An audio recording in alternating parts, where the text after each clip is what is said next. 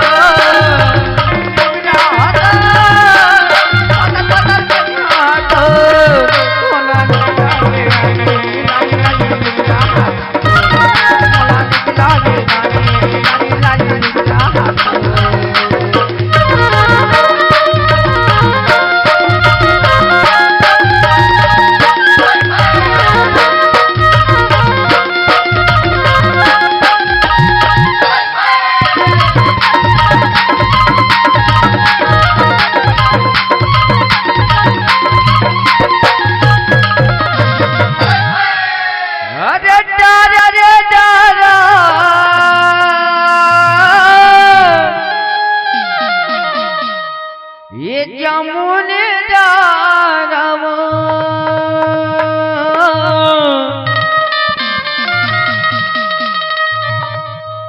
घूमत फिरत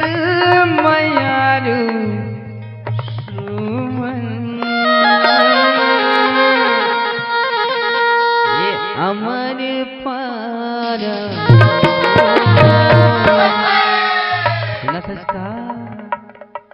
ये मोला निकला गे रानी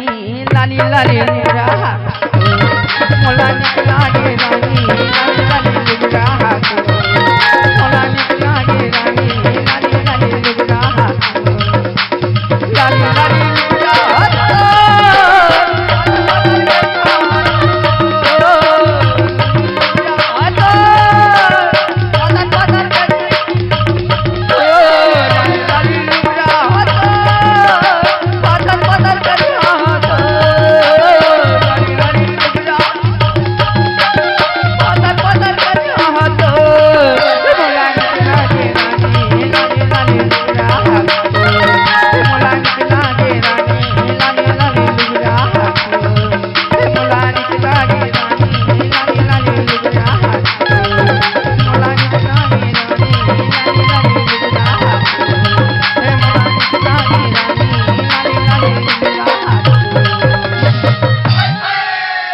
जोहार संगवारी हो।